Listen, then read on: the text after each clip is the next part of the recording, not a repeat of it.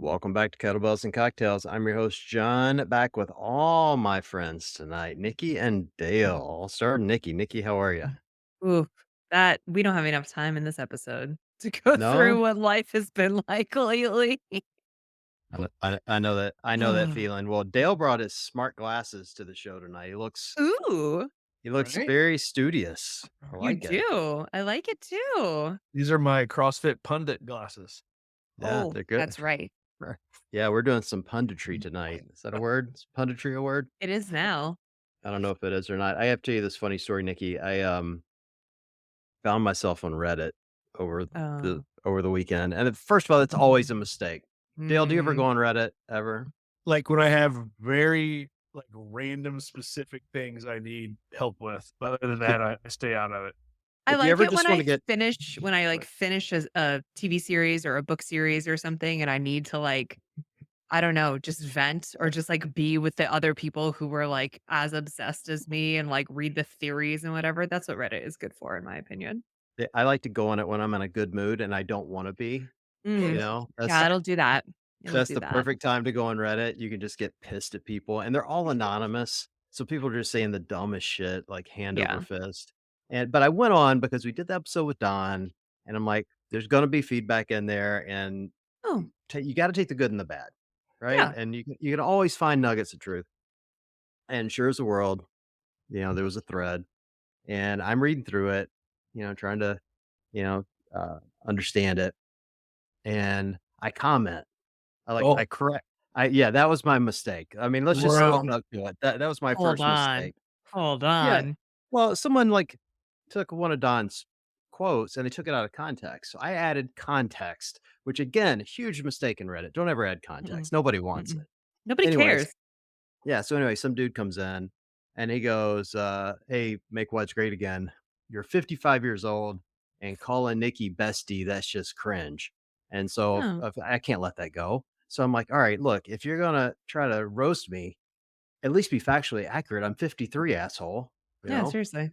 And so he comes back in. He's like, "Well, I'm as accurate as Danny Spiegel's squat depth." And he spelled Spiegel wrong. So I'm like, "Oh, Oh, wrong again, no. buddy." Oh, no. I think what I said to him was, "I guess middle school was really hard for you." I think that's what I said, because it's Reddit. Yeah. You got you know. You got it. Yeah, yeah.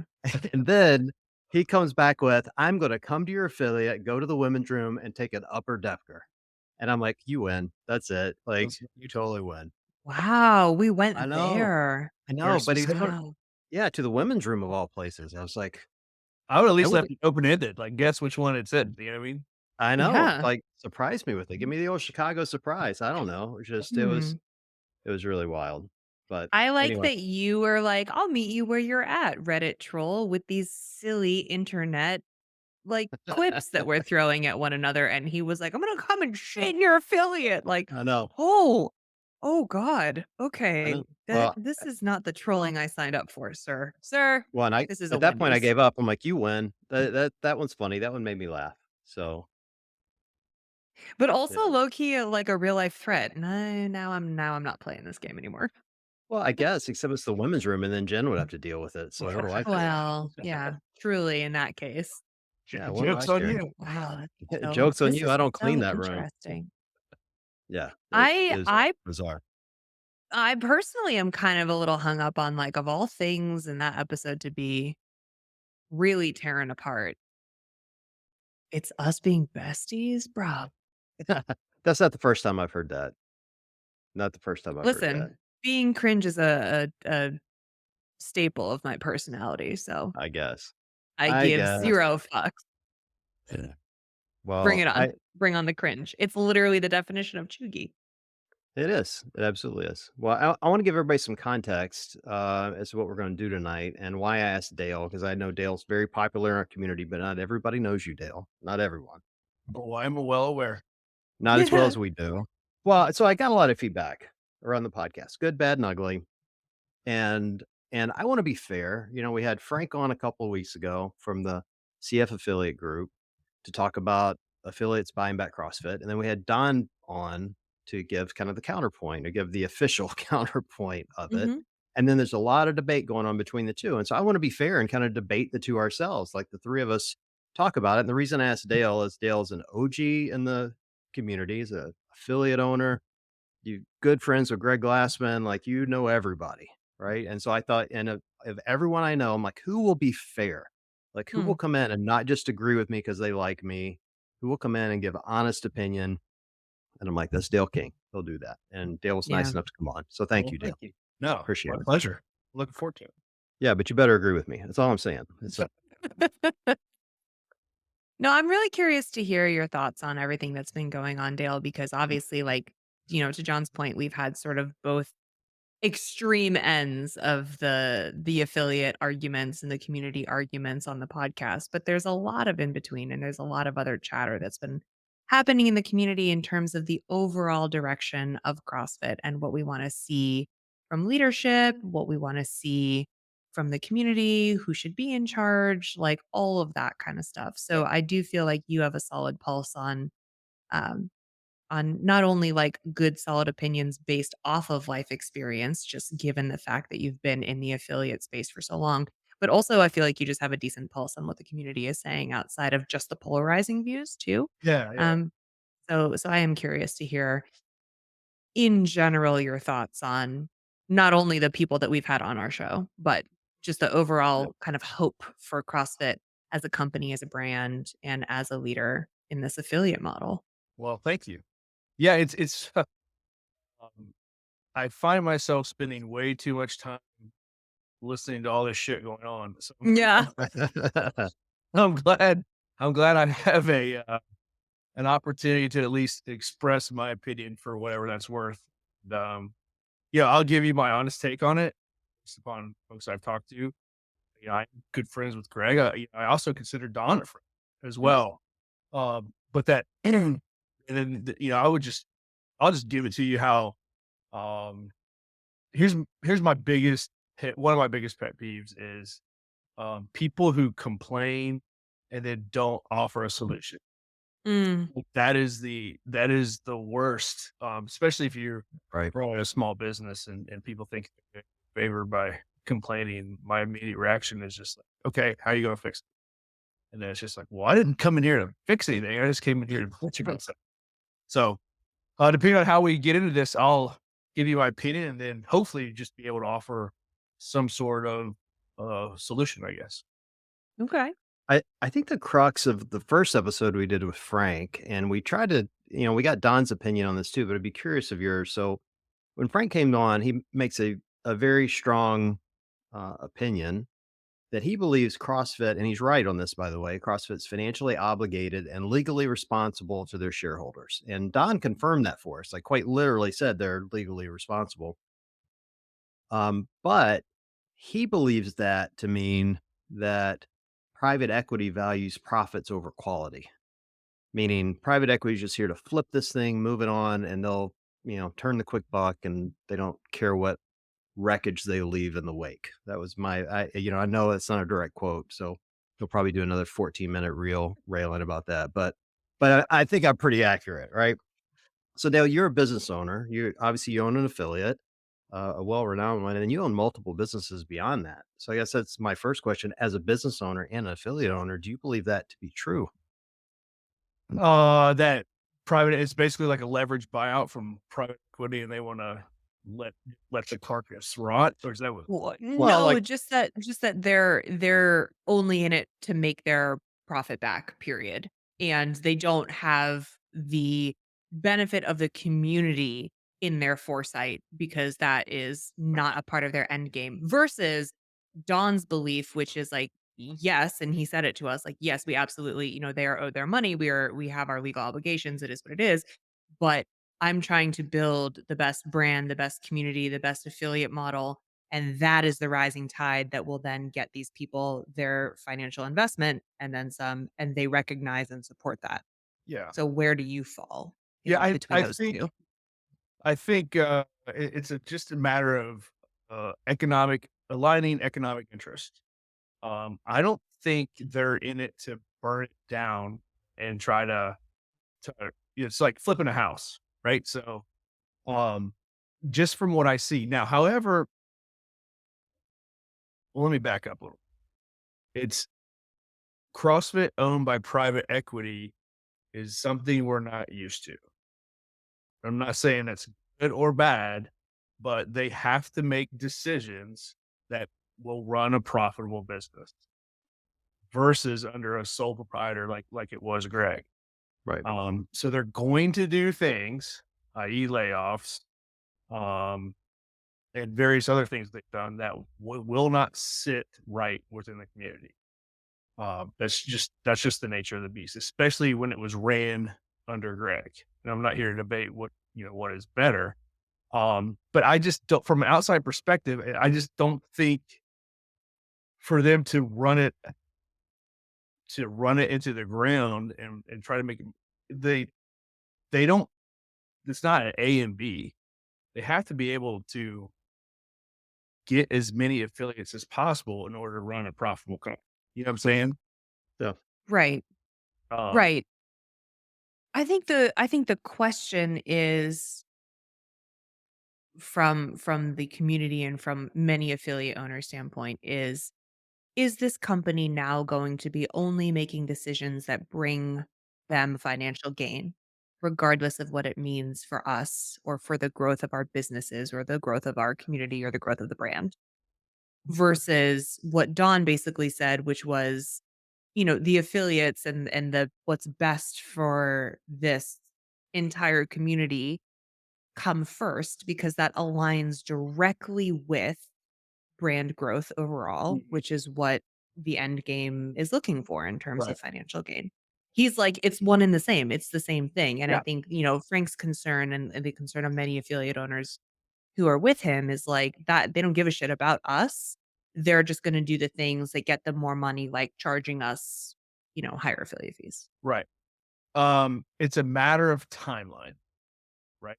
So That's interesting. I think Don mentioned that too. it's a matter of timeline, and like this is not like some great and conspiratorial thing. Like PE firms want to flip those companies within 5 years, typically 7 years max.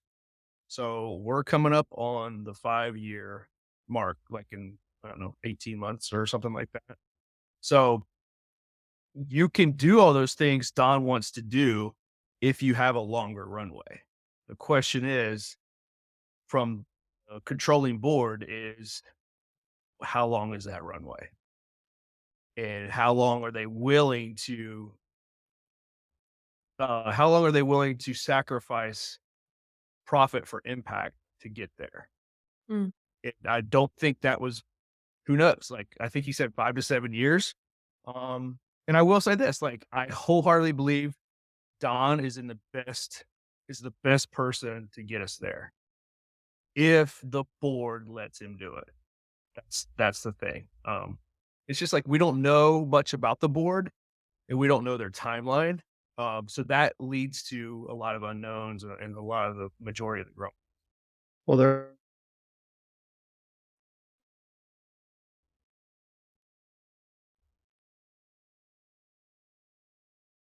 Did he Yeah, freeze? I can't hear him. It's like, Uh, but I feel like it was something profound. yeah, he was sitting on it. Yeah. Where oh, no. Let me text him just in case he's, like, still talking and thinks we're the ones that are frozen. Hey, we're back. Oh, Oh, there we okay. go. Sorry. I was just texting you. Whatever Yeah, you yeah. were about to say was going to, like, lead this conversation. Yeah, well, I'm gonna jump back into it. Well, Yeah. no, I was just saying, like, Berkshire is, they're not the only investor, they're the majority shareholder, Hmm. but there are other shareholders, and to Dale's point, we don't know who those people are. We know some are employees, they've got employee stock that's out there, so you could, smartly consider that, Dave and Nicole as an examples of kinda high-ranking, employees that would be holding stock that you would imagine are making good decisions to help their stock and to help the Right. community. Um, but we also don't know who else has it. So I wonder if the timeline isn't gonna be a little longer because of the pandemic. Like, I see often Mm. in my real job, I saw it today, like, we had nothing but financial reports all day long today. And the economy in the last 4 years has been different than it's ever been. Like, you had a couple of year window there where you're watching credit card debt on consumers fall through the floor, like people paying off debt because they were at home and not spending, and now for the first time in a decade, we're watching consumer deposits starting to drop, coming back from a pandemic era. So my point is when you look at, Berkshire and the other investors wanting to sell this and where they typically go, all right, 5 to 7 years, and we're 4 years in, we're kinda 2 years in, Mm, because those first 2 years were atypical years Yep. where even a private equity firm could look at it and go, "We're better suited to hold on 2 years longer than we normally would because we can't count those first 2 years. It just that we bought it at a weird valuation, and we gotta figure out what we really have." And if I can go back to your original analogy, Dale, of flipping a house, then that's where they have to decide what kind of house are they flipping. What kind of neighborhood do we live in? Are we gonna put in granite tops, or are we gonna put in laminate tops? Mhm. And those are the underlying questions that I think we haven't gotten answers to yet to decide what this is gonna look like in the future. I think they're sitting on a gold mine, personally, and they'll Yeah. hold on to it longer than we think they will because they know this, What I in my think for the opinion. success of everyone involved, I hope that's the case. Right, Because if it's an accelerated timeline, then they're gonna continue to do things to you can only do it, like, you gotta decrease costs and you gotta raise revenue. right. You do that in a very condensed short timeline, I mean, you're gonna be at risk for a lot of people leaving, I would say. mhm. Yeah, I also wonder if that decision will get made closer to their deadline because exactly what John is saying, but also because if the changes that they are implementing from the brand side are really only starting to take effect in the later part of the partnership Yeah. because they weren't able to do so much from the pandemic forward, really, those 2 Mhm. years, then I wonder if it's not even the kind of decision they can make until year 6. And then they Yeah. can look back and say, "Oh, okay, now we understand that it's a weird start of a bell curve. And now we can see the financial impact and gain that is starting here. And so in the future, yes, it could be a gold mine. So let's just wait on this partnership." Yeah. I'm glad you brought that point, guys, because the other thing is, yeah, sure, it was a pandemic, but you also had 18 months of Rose's leadership, Mhm. which I would say did not accelerate the growth of the company. right. It probably set it back a tremendous amount. So I would say if we look at this from that 5-year time frame, I hope their clock would start when Don got in. Because I think everyone I've talked to about him, like, CrossFit is the most stable it's been since it sold under his leadership.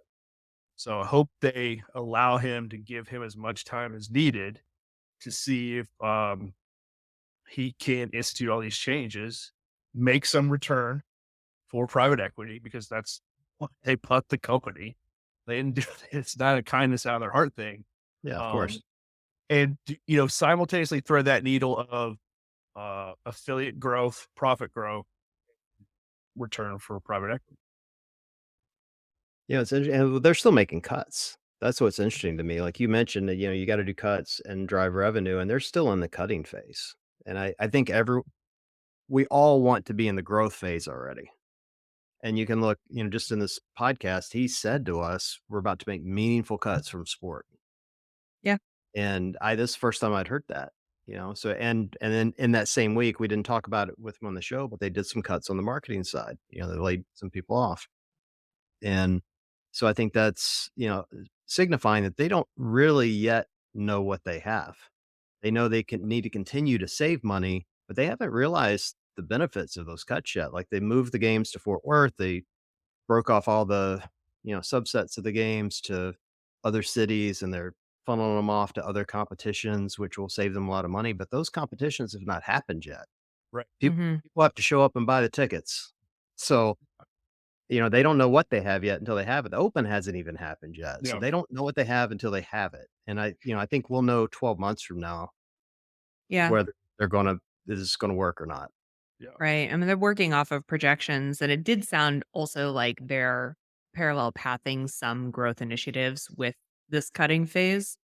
But to your point, John, there's no way to know the dollars in versus dollars out until after the fact. And that probably will have a massive effect on what the next year's fiscal planning looks like. When I would say Well, too, it's like, he's publicly said CrossFit broke even last year, which people feel differently about. But the more I sit and I think about that, I'm like, that's probably a positive indicator because if he's publicly proclaiming they broke even, what were the previous 2 to 3 years like? right, Ugh. right. You know what I'm saying? Like, and Yeah. he wasn't there for that. So he gets in within a year. Who's saying? I don't know how far in the red they may have been, but it's just like, oh shit, okay. He needed to do what he needed to do. Like we're broke even. Like to your point, like what will the next year look like? Yeah, I mean, look, it was that era that you're talking about, that pandemic era it was rough on every business. We Yeah. have to Mhm. assume, I mean, we don't have the numbers, but you have to assume besides the affiliates that actually just left because they were pissed. I mean, how many closed because of the pandemic? 10%? Mhm. I think it's a fair number. It's a significant amount of revenue out of the ecosystem. So you're right. If they're breaking even, that's, probably a good thing. The thing that keeps jumping out at me and that I saw from the feedback, and I'd really be interested in your feedback on this, Dale, I keep hearing people, I get 0 from CrossFit, or they don't communicate to me well, or, they're not transparent. That's the word. My question for you is, how transparent do you believe they need to be, and how much transparency as an affiliate owner do you think you're owed? Zero. Short answer is read the licensing agreement that I've signed for 10, 12 years. I don't expect CrossFit to do anything for my business. And I think Don and the guys need to be very careful about what they're saying because now it seems like they're going to put all these initiatives together and they're going to drive new traffic into gyms. It is my responsibility to get my members to my gym. It is not CrossFit's responsibility to do that. To me, CrossFit's responsibility is to do the things I can't do on my own as a business owner. And more importantly, it's to build and promote a brand worth fucking following. That's it. Full stop. That's it. I don't need you. And then because what happens if you start, you know, subcontracting responsibility to HQ, then you'll never accept responsibility for what you're supposed to do as a business owner. So I know that's a bit of a radical take on my end compared to other guys, but even Greg, like Greg did wasn't he was even you get the name. He was Yeah, very yeah. laissez-faire about the entire You thing. get Yeah. the name. That's it. That's all you get. Now, this is why I'm so on the back end, I'm so butthurt about the removal of grandfathered rates. I'm not upset about the increase in the affiliate fee. I'm upset that they took all the old guys and said, you're going from 500 to 4,500. Yeah. If you're a former employee, you're going from 0 to 4,500. I think that's a fundamental mistake. And I think this year will tell them if it was the right thing to do or not. And the reason is you can't like you're gonna devalue the the what those guys added to the brand when no one else was doing it, and you're gonna lose a lot of that.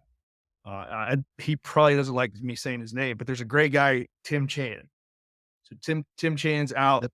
San Diego. He's probably like one of the most underrated dudes in the CrossFit scene. Is Uh, probably one of my favorite people on the yes, planet. Yep. On the planet. great guy. He Yeah. can't be an affiliate anymore. He owns CrossFit San Diego. It's his garage. He loves CrossFit. Gave a lot of his years to that brand, All of them. Yeah. and now like he's gone because he can't afford $4,500. Furthermore, at 45, and then you got to pay a grand to just hit the enter button to get your application fee in there. Right. It's just like I couldn't have afforded to be an affiliate now if I would have started. You know what I mean? Like If that was the cost, like, I could just simply couldn't do it. So that's where I'm really critical of that decision. I'm not critical of the rates being increased. I think the rates should have been increased for new people. And the reason is there are they have done a good job. There's a bunch of more tools out there for newer affiliate owners that weren't around when I started. So short answer is I'm not expecting CrossFit to give me anything, but build and promote a brand worth following. I think that's where a lot of people now are like, what? I think that's Frank's biggest thing, but is he's kind of talking out both sides of his mouth as well by saying that. Because they have done I'm friends with the guys on the media team. And there's not a lot of them on the media team, but I was gonna say both of them, you know them both? Yeah. That's Yeah. great. they bust their ass and go Yeah. back and I would challenge anybody, go back and look at the last 2, 3 months on their YouTube page. Mhm. There's Good been a Yeah, it's stuff. good. Yeah, yeah. there's been a significant amount of content. I would, critique that they have a probably like a distribution problem, not necessarily content. I've been shouting the words media plan Uh, from day one. Like, so we need really strategic work to get this stuff in Mhm. front of the right people, and I'm not convinced it is the right stuff for top of funnel new people. I Mhm. think it's the right stuff for us, which we need, by the way. Like, you Sure. need to absolutely get your community fired up about the things that really matter to you, which is, a lot of the wonderful storytelling that's been happening lately. But if we're talking about brand new people in the door. What is CrossFit? Can I do it? Can I lose weight? Can I get off my medication? Can I get my life back? I don't know if those are the right messages from an Well, advertising it standpoint, but I it's won't fun. I won't nerd out about that. Well, we should talk about this though. That's an interesting point. I was listening to Don today, and I'm gonna give him high points for this and a critique. I hope he hears this because I really mean this from the heart. He does a really great job talking about servant leadership, Yeah. which for the record, I think is really impressive considering he's a Marine, right? Like you think those guys are just going to come in and kick your teeth in, but he's talking about serving people, and he mentions this servant leadership multiple times in the episode. He also owns up to the mistakes that they've made multiple times. I mean, I was kind of blown away at how often he said, Yeah. "We know we've made mistakes and we need to correct those things." Here's what I didn't hear from him. What are we doing well? Where's the swagger? Think about this. And here's I'm going to frame it up for you and then we can debate it. You can say a lot of stuff about Greg. The one thing I'll say about him is, I'm not going to make humble one of those words. And I say Mhm. that with love.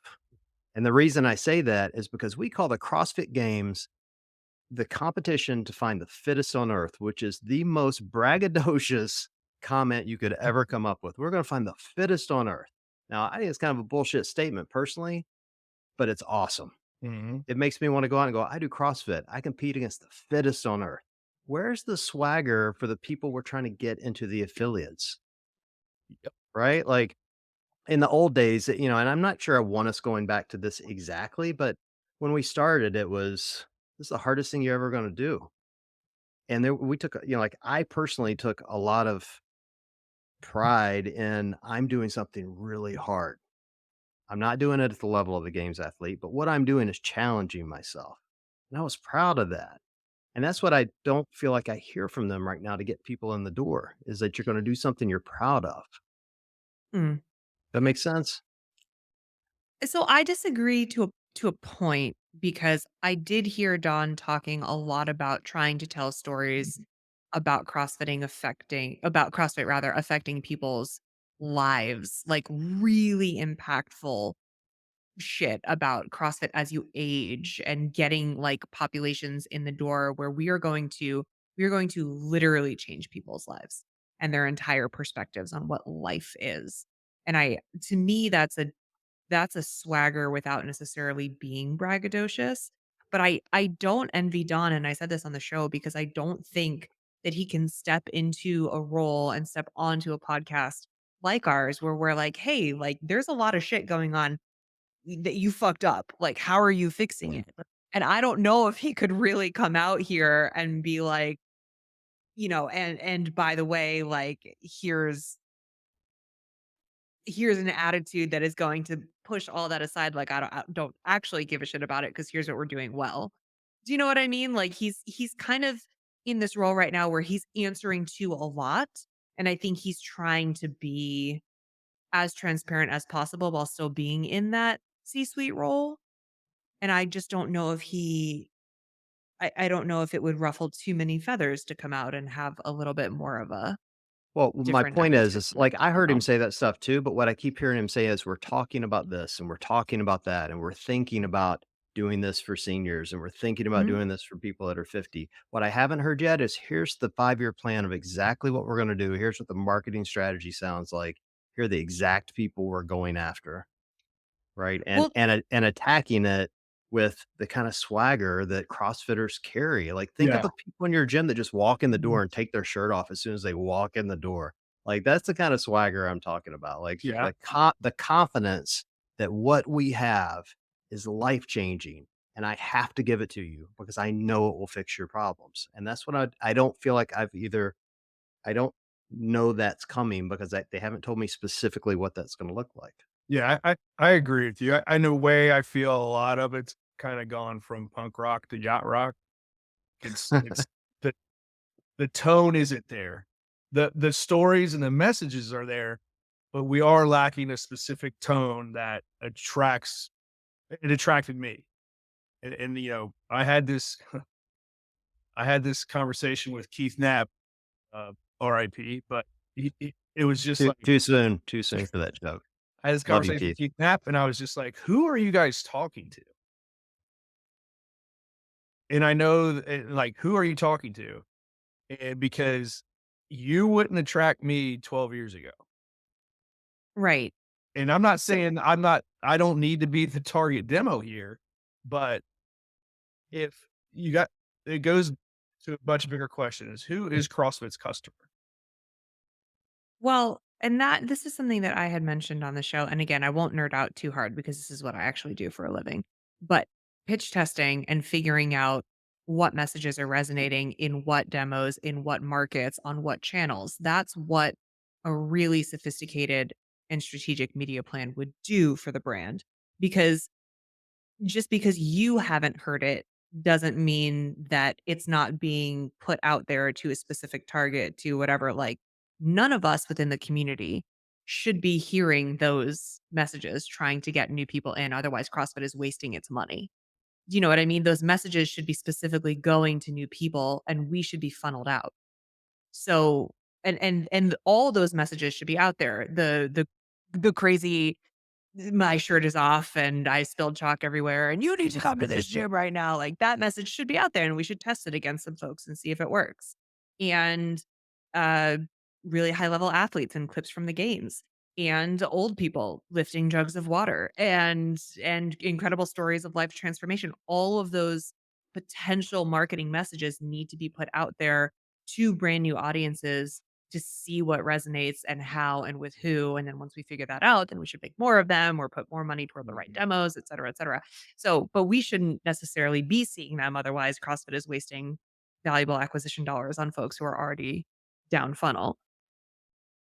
So that's what I'll say about that without I definitely already started falling into the rabbit hole and I'm so sorry. I'm so sorry No. about that. But I do think it's interesting to hear from your perspective that that's not really what you're feeling because that's what brought you in. And there is a part of marketing that isn't measurable. And Sure. I hate saying that because I'm in performance marketing. So most of it is measurable, but part of it, we like to say at my company, you really just need to feel in your bones. And if Right. there's something telling you that you're not feeling it, then that shouldn't be ignored, And truly. and trust me, if I'm guilty of anything, it's being pro CrossFit. And um and I haven't seen that that would have so and I'm jumping all over the place, but it gets to like what he said at the very end. And Johnny and you guys brought it up. You're like, who are we fighting? Right. What is our mission? Who are we taking on? And it got all the way to the end, and then Don got fired up about the health stuff. And that obviously that, based upon what I do, that's what fires me up. Like, I don't care about the games. I don't care about any of that shit. Like, let's flip the middle finger off the fucking chronic disease, obesity, addiction, like all these diseases of despair, because we have the world's most potent weapon to impact that fight. Yeah. And that's the right, like affiliate owners left to their own devices, it's going to turn into Lord of the Flies. You got to give them a mission and you have to challenge them. That's they're waiting for a hill to charge, and I'm not seeing where that direction's coming from. Yeah, it's funny you bring up that clip because I listened to that clip again today, and I almost emailed Don to tell him, "Dude, just play this on a loop," because he sounded so passionate. Because Yeah. the question I asked him was, "What gets you excited?" And he went off about how he was, excited about the health conference, but excited about solving this problem that is he called it the most existential problem of our time. Mm, It's depression, loneliness, chronic disease, everything that's keeping people out of the gym. And we could be the beginning of their healthcare journey, not after you've gone to the doctor. We're the first thing you do. And when he yeah. said it, he framed it up that way. And I'm like, holy shit, put that on a loop, play it on ESPN, play it on, Monday Night Football or wherever you want to play it, get it in front of people and they will come to that. And to your point, affiliate owners will rally behind it because we can do that. Like I think I'm sure all three of us have seen it in gyms of people that have come in with, horrible life situations that are turned around in months, not years, months. Yeah. All I'm gonna say is that message, I believe it could be one of the most potent messages out there for people, for new people and people within the community, but it's not what you guys are saying is missing in terms of the, I don't wanna call it arrogant, but, like, the the OG confidence that CrossFit had. So Well, it's not that. I think It's I think different. I think it's evolved, I think it it can feels like. be. right. Like we used to say, we cure chronic disease, and probably legally we're not allowed to say that anymore. Right. That's okay. I was at the health conference, one of Greg's health conference, and I forget the name of the gym. Nicest dude, and he's gonna punch me in the nuts for not remember his name. But he gave me a T-shirt to his gym, and the back of it said, "We cure type 2 diabetes." And I was like, "Holy shit, man! Badass. That is in your face." And that's the swagger. And I'm not saying that has to be our slogan. I just think that, when you think of Yeah, what legally, I yeah, don't think it can be. I don't think it can be. Yeah. But, if we're crowning the fittest on earth, maybe we're creating the healthiest on earth in our gyms. Mm, I don't know what the term needs to be, but, it should be something like that, something where people are going to go, I do this because it makes me fitter than you. That's why I do it.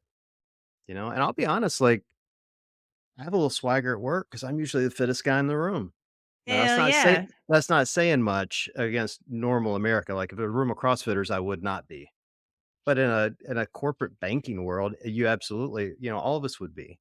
Yeah, And and I feel some swagger from that. And I think the more yeah. we can introduce that to people, the happier they'll be, the obviously the healthier they'll be, and the longer they'll live. Like it's just Well, and Wait, then can I tell go a ahead. super quick side story that No, is please. very much along those lines? So, Matt had his appendix out in emergency surgery last weekend, and the surgeon who it was, like, 2 o'clock in the morning, he, like, came to find me. We were, like, the only ones in the hospital. It was wild. He, like, came to find me afterwards, and he was like, "Listen, most people are gonna need about 6 to 8 weeks where they can't lift more than 10 pounds."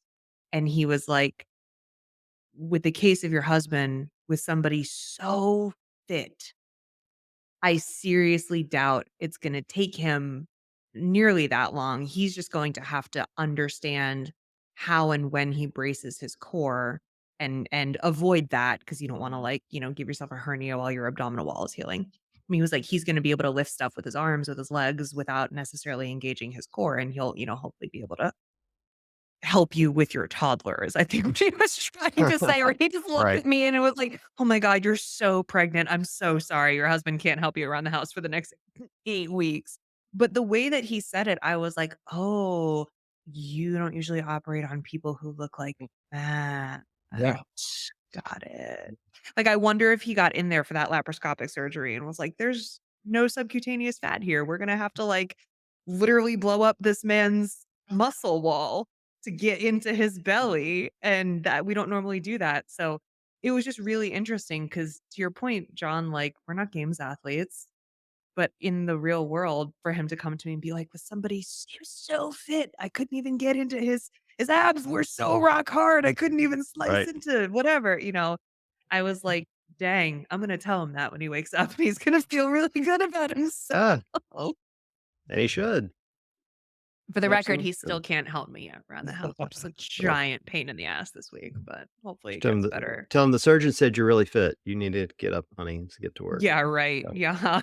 You need to get up and pick up our 30-pound toddler. Please don't, actually. What I need him to do is heal before this next kid comes. That's I what I do need. I do wanna pivot back to something Dale said. Dale, I have a question for you because it was funny the way you framed it. But we talked to Frank quite a bit about affiliates owning the brand, but you seem to think it's the Lord of the Flies, which is a great way to term it. Interesting. Can you expand on that a little bit? I'm assuming you would not be a fan of affiliates owning the brand, or would you be? No, I think honestly, this is just my bullshit opinion here, but um, I think the best thing that could happen is if Berkshire decides they come to the realization they weren't going to make as much money out of this as they thought they could in the time frame that they thought they could. And then I'd like to see this be spun off into something like a employee stock ownership Mm, program, I would love and that. then give all the employees first dibs, and then create a share class for affiliate owners. hmm, Agreed. Um, and then let Don or whoever's like if Don's still there, I hope he is, and let the crew still be there. And then, and I'm not an expert in how ESOPs get funded and all that stuff, but you can't just because something's a good idea doesn't mean they're going to sell the company to you. And I think he has a good idea, but he's lacking the chops to how to execute that. And I love affiliate owners to death, but 10,000 of them with 10,000 different views and ideas and the whole thing, they need leadership. They need strong leadership. And I think an ESOP is probably the best course out of, my private Dude, equity. you could put you, me, Jen, and Tom in a room, and the 4 of us wouldn't agree. Imagine if you had 10,000 of us. right. I mean, I look mean, how many different opinions there are on fucking programming, right. Oops. let alone running a P&L. Right. And I feel like it's an easy it's sort of like an easy idealistic thought because Yep. there is so much more to running this entire organization because it is not siloed into affiliates versus sport versus health. Maybe someday it will be, maybe it should be, but it is not. So Mhm. just saying something like we should just buy this company and we should run it leaves so many different business aspects off the table that it just doesn't seem practical for running the company the way that it's structured Mhm. right now. It just doesn't. Yeah, I mean, well, and so it's just like, what resonates when people are attracted to that? And I think from a psychological point of view, it's affiliates feel disconnected from the brand. So they want to follow a guy who's like, let's bound together and buy this company. So if I'm HQ, I'm looking at that as a much bigger issue, not the fact that it's going to happen. It's just like, what can we do to improve our relationship from a headquarters point of view to our affiliates?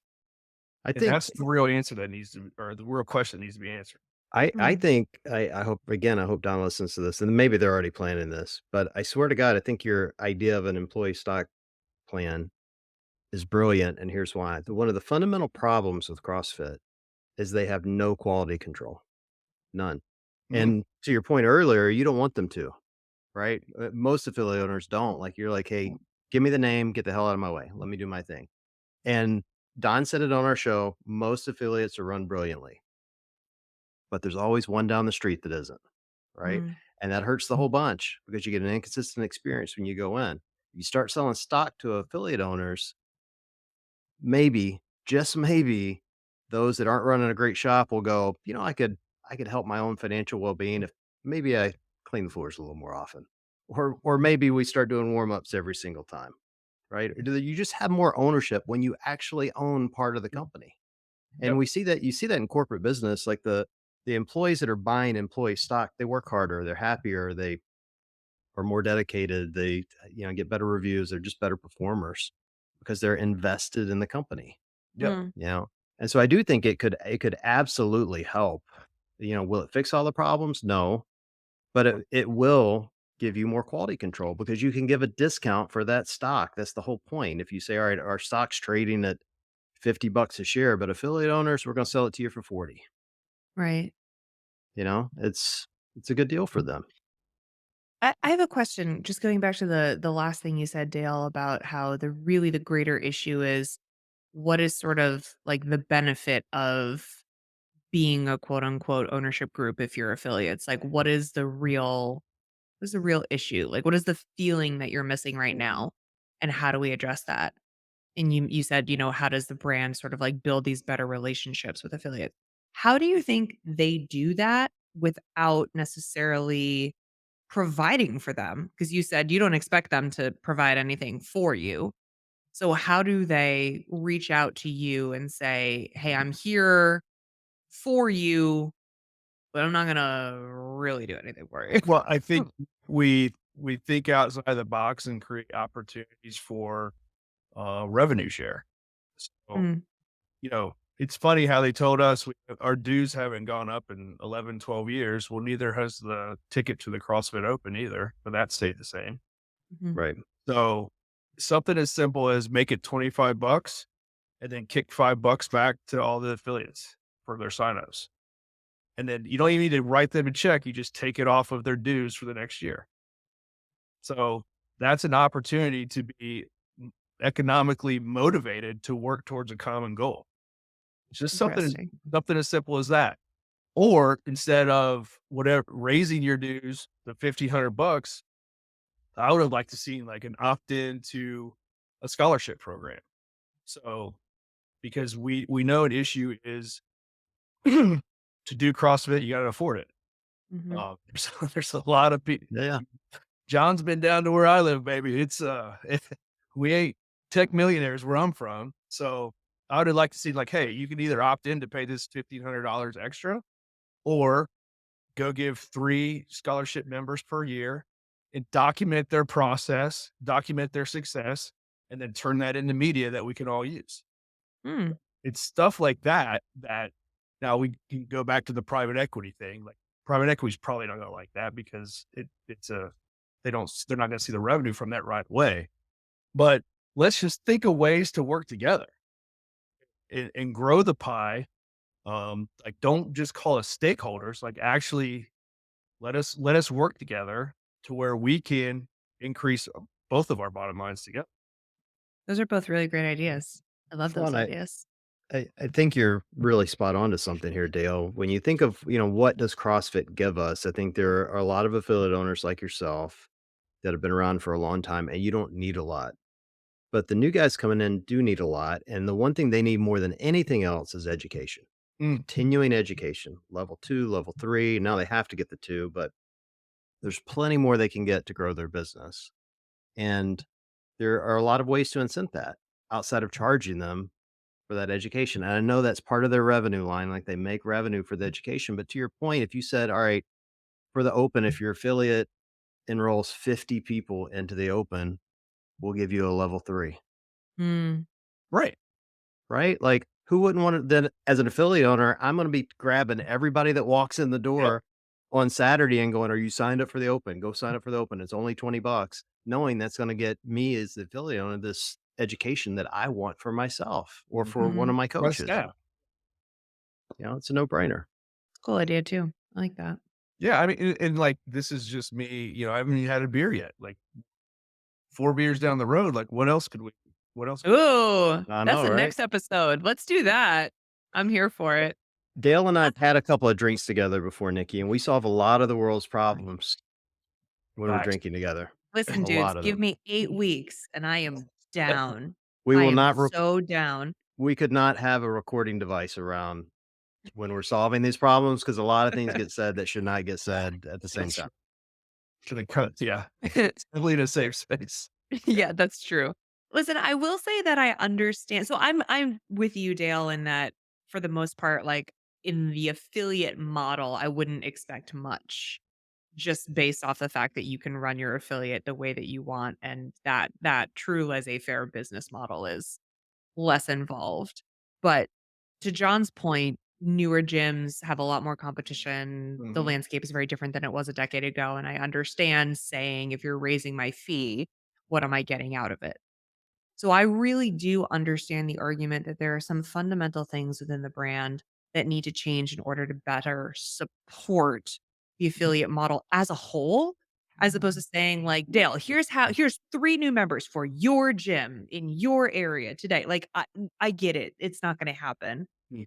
But, having their sort of very high level marketing handbook, Mhm. not a bad idea when affiliate owners are trying to grow in a really competitive environment, Mhm. or ensuring that the affiliate map works well on the website so that we're pointing people in Right. the right directions. Or, Don talked a lot about like owning keywords and doing a lot of like Google SEM, SEO work. Like that is the responsibility of the brand so that when people search CrossFit, the general public is going to be led in on a path that could get them to your gym. Mhm. So I understand kind of like both sides and I mainly agree with you, but I understand why people are also like, listen, I'm paying all this money. It's more than it was before. What is it getting me? A Yeah. fair question. Yeah, and I think, like, as much as I hate to admit this, reading through the comments on some of the stuff, it's just like, okay, um, he kinda generically said, "Well, this is gonna go into marketing initiatives." Well, what is that? And how is that, like, to your point, how is that gonna directly affect the brand or bring filtering people down into mine? Now, I will say, like, I did see, um, a sponsored post on Facebook and or Instagram from CrossFit. So you can tell they're testing, they're putting some money out there. So I will give them credit for that. You should be able to look up the entire ads library. Yeah, there's Yeah. I'm seeing it. Seeing it on YouTube, Instagram. I mean, I'm seeing it on all the social media sites. My question is, and I think here's fundamentally the problem is like, Dale, you and I have affiliates that are in tiny little towns that no amount of marketing is going to help us. Mhm. It doesn't matter what they market. Like we got to go out and get them. Like, they would just do. I mean, to my knowledge, the only gym in Portsmouth, definitely the only CrossFit gym, the only one I care about in my heart. Well, we got about 3 or 4, believe it or not. Oh, do you? Yeah. Oh, I'm shocked. You get more CrossFit gyms than you do restaurants. That's impressive. Dang. Um, it's a small town, Nikki. It's like the size of this room. You could carpet Portsmouth from end to end for like $50. It's true. But I think fundamentally, and this is where I think Frank is right about this. And I think where a lot of his issues with CrossFit comes, they have a really bad customer service problem, my opinion. Like, they don't know how to talk to us. They're hard to get in touch with, like, we can get in touch with Don because we know him, but he's one guy to 13,000 affiliates. And, the affiliate reps have their hands full. Like, it's hard to get answers out of this company. It just is, and I think that's part of what they gotta figure out along with this marketing strategy is how do we communicate better to the field, to the affiliates to get them the answers to their questions quickly Mhm. and help them move their business forward because we want to move it on our own. We don't need them to do it, but when we have questions, we need the answers. Don't make us wait 2 or 3 weeks for it. And I think that's where a lot of the complaints are coming. Yeah, and it doesn't hurt that they cut big percentage of their staff too from the Yeah. affiliate side. So Mhm. um, it's one of those. It's just one of those things. But yeah, you should be. It's just so this doesn't answer your question, but it's always something too. It's just like affiliates are very similar to the members at your gym. You have to balance your time and attention to new people because they're very needy and at the front end of the intake, but you can't put all your coaches' attention on them at the sacrifice of retaining your long existing members. And it's no difference with new and long-term affiliates.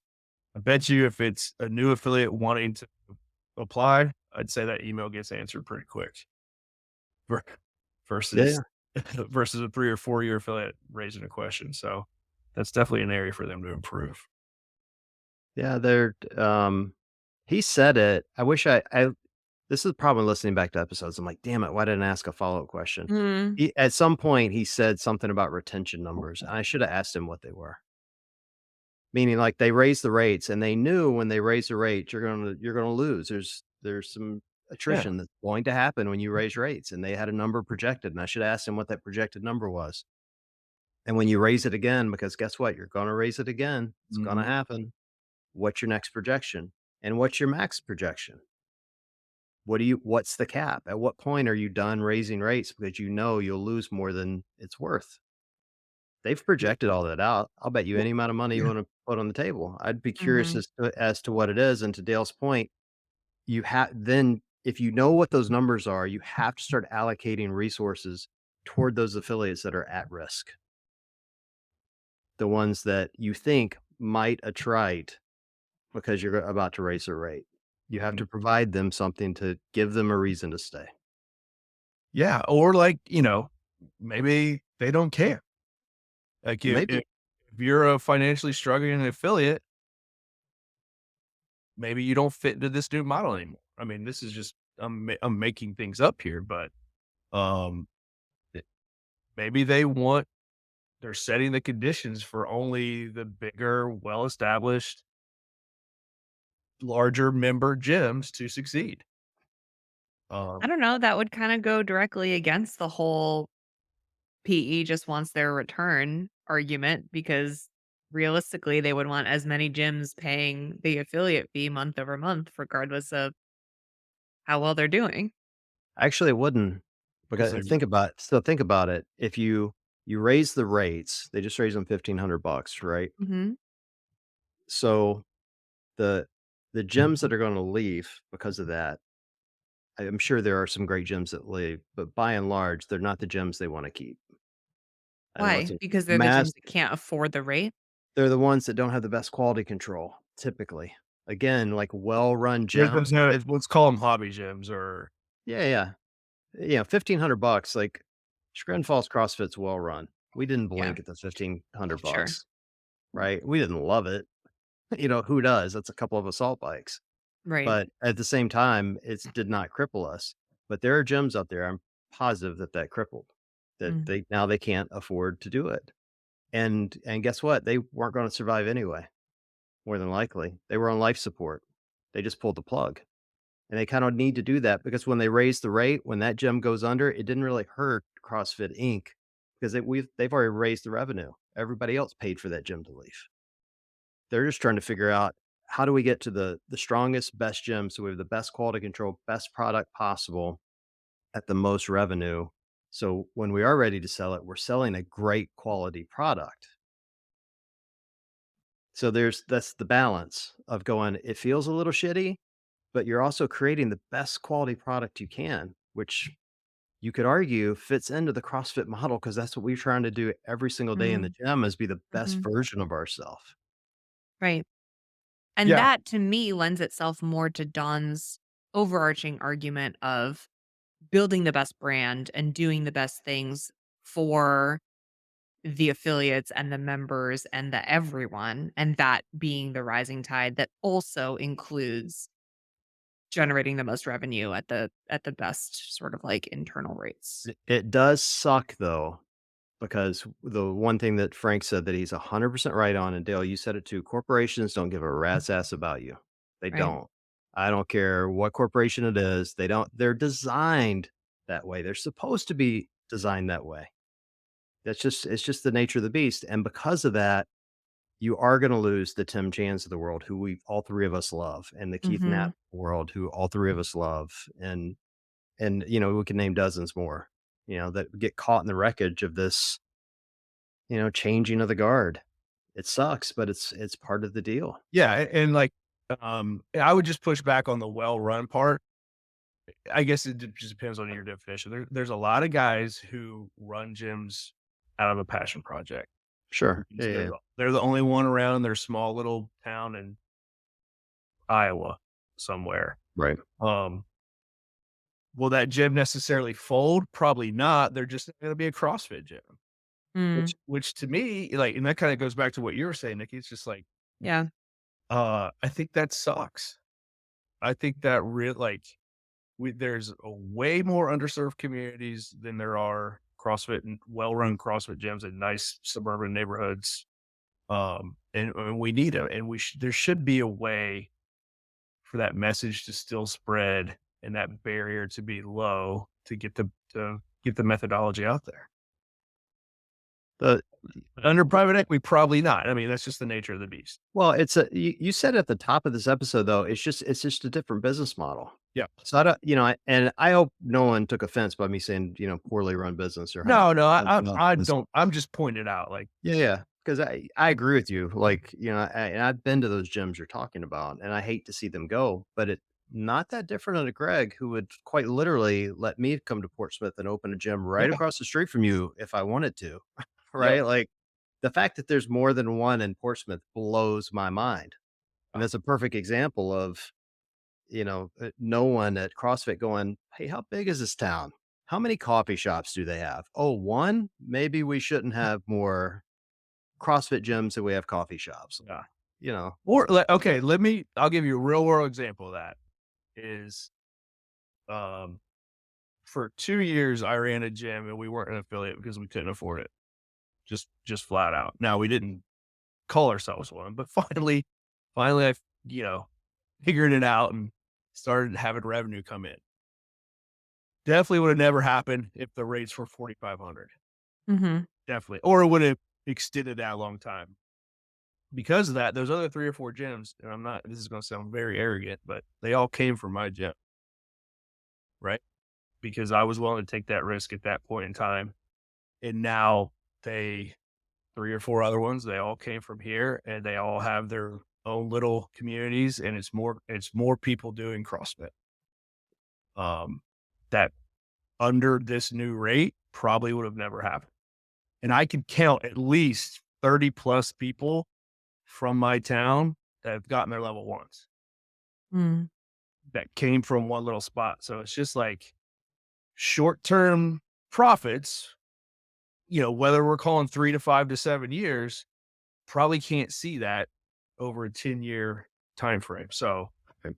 that's the biggest difference, I think, in the business models.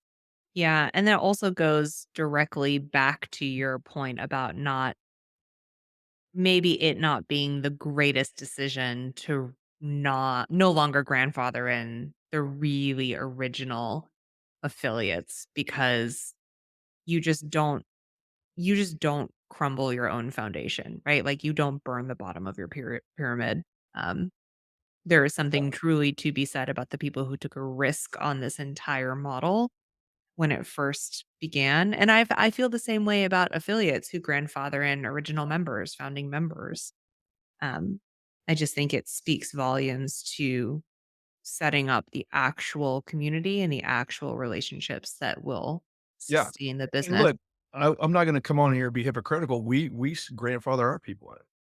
Mhm. I have 10 people paying $50 a month Right. from Right. 2010 because they Yeah. probably should have been paying $5 a month at that, at that point. Is it, and I understand every gym mentor business is telling me that's the dumbest thing and everybody needs to pay the thing. And I'm like, well, what's the value of keeping your word? That's why I do it. I'm with you. And I'm loyal to my people. And I just hope by doing this, doesn't come back to bite him in the ass. Yeah. Hey, I have two more questions for you, Dale. It's a two-parter. I'm going to ask you the same question I asked Don, but as an OG, I think you're ideally suited to answer this. What are you worried about when it comes to CrossFit, and what are you excited about? Ooh. So I was at the health summit too. Um, and those things, that's what excites me. Um, you know, you were able to do a workout with everybody the day before. You got up, and if you were dumb enough, you did the go ruck thing in the morning. Um, and then you just heard fantastic content talking about the value of CrossFit. Now, they weren't saying it was CrossFit, but everything was what we do. And that was great. But to me, the more valuable part was being around people, being around CrossFitters. If they can do that on a routine basis, have a health summit, and then the next quarter have a training summit, and then the next quarter something, and then it's the games. We need to be around one another. And a lot of these chirping on both sides will go down if they present opportunities to do that. That's what I'm excited about. That was cool. Like, that felt good. Like, that felt like old school CrossFit. That was good. Um, what I'm worried about, um, this is gonna be, to me, in my opinion, 2024 is gonna be a big make or break year for CrossFit. Mhm. As if the owners are gonna make that decision, is this money worth it? And they better get shit or get off the pot and roll these initiatives out and make it crystal clear that it is, or a lot of the guys I love and respect and admire aren't gonna be, flying that flag. To me, like, that sucks. So that's what I'm worried about. I hope they can pull it off. Um, I believe and I trust in Don. I think what Don has going for Don is that overall he's a good man. You know what I'm saying? He's a good man, and he'll make good decisions. But yeah, like you said, 80% of the time they're aligned with private equity, but that other 20%, that may not be a lot, but that is could be some pretty important things Mhm. that they're not aligned with. So Right. that's what I'm worried about. I hope um, the original ethos and the foundation of who we are as CrossFit doesn't go away. Love that. Well said. And for everyone listening, Dale and I are going to get together in just a couple of weeks. We're going to CrossFit Fairfield, which is Keith Knapp's new gym that's opening. It's north, I think north of Cincinnati. I could have that wrong, Yeah, but it's in Fairfield, Ohio. And we're gonna go help him with the grand opening and do a workout together. A couple of old men just acting like old men. And there will likely be alcohol involved at some point, I'm yeah, sure. Uh, but yeah, so if anyone wants to join, if you're in Ohio, particularly kind of the Southern Ohio area, south of Columbus, come join. It's going to yeah. be fun. And if you're in that area, you should join the gym because Keith is going to be a terrific Yep, affiliate owner. And he's going to have a great gym and great coaches, and he's sharp as a tack. So I'm excited for him yep, yeah. for sure. We invite you, Nikki, but you're too far away and you're too pregnant. Yeah, let's not do that. Remember that time So selfish. Mm, yeah, yeah, that time I worked at the games 38 weeks pregnant was the last time I decided I would ever, like, fly somewhere 38 weeks pregnant, so let's not do that again. Yeah, no, I'm excited, to get down there and do that. It's gonna be good That'd be times. fun for you guys. Don't call anyone your bestie while you're out there or else No, the I won't. internet will have words. I know. Apparently, it's cringe. I didn't even know kids Mhm. still said that, but okay, I guess it's still a thing. I So, I oh, well. Well, Dale, thank you for joining Yeah. again. No, I no, know you're many times, but I'm you're, surprised my kids didn't break out and wanna get on TV or on camera. well, I'm surprised mine don't either, but, mine that's here, she came down earlier. She's like, "Can you hear me when I'm upstairs shouting?" Because she's up there gaming, you know? I'm like, "No, I have the sound Noise cancellation is noise on. cancellation, like, trust me." I'm like, "No, I hear it at 3 in the morning when I'm trying to sleep. That's the only time I Right. should hear it," you know? So, but l listen, we appreciate you coming on, Dale. Your Yeah. your opinion carries so much weight in the community, and you're doing great work, obviously, Thanks, buddy. down in Portsmouth. No one can top what you guys are doing for sure, so Well, thank you. we just really appreciate it. My pleasure. Alright, Nikki, great to see you, as Likewise. always. Thank you. Alright, well, for everyone listening, we appreciate you guys joining, and we will chat with you guys next week.